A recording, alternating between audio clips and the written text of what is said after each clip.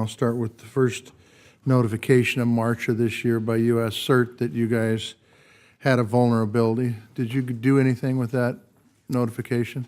Yes, Senator, we did. We were notified on March 8th. Yep. And on March 9th, following the traditional patch protocol, communication was sent out.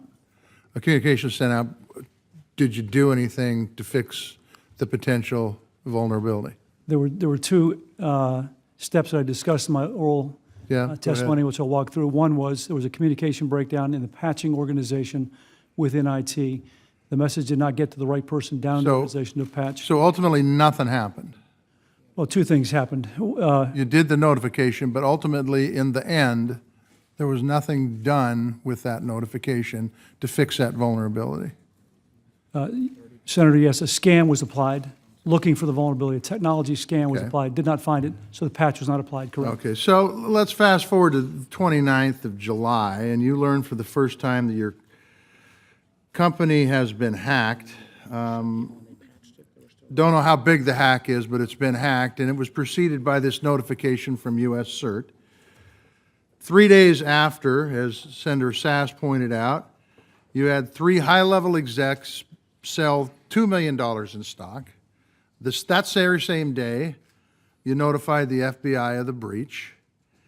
Can you tell me if your general counsel was held accountable for allowing this stock sale to go forward, or did he not know about the breach? Senator, clarification. On the 29th and 30th, a security person saw suspicious activity, shut the portal down on the 30th. There was no indication of a breach at that time.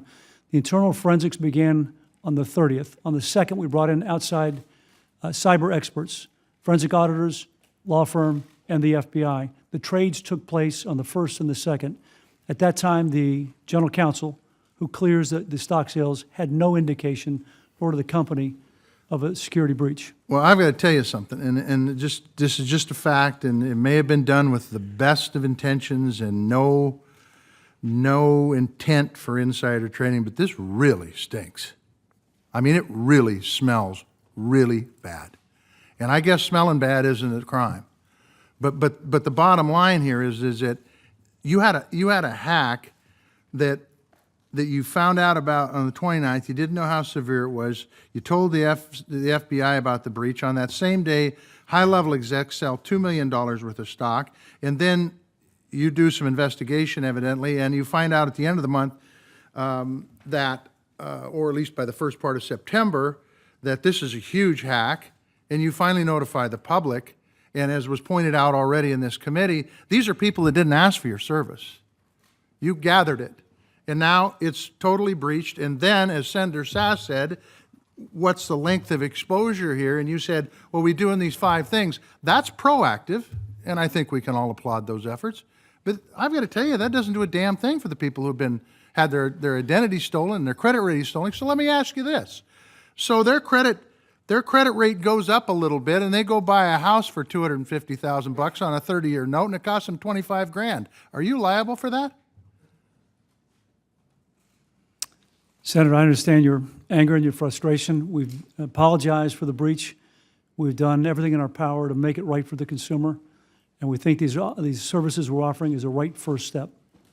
Well, I would just tell you this, and I think Equifax must be or been a good company at one point in time, but this length of time on a breach this big, in this day and age, when we have folks that are pretty damn good at this stuff, especially when the Department of Homeland Security through U.S. CERT says you got a problem, and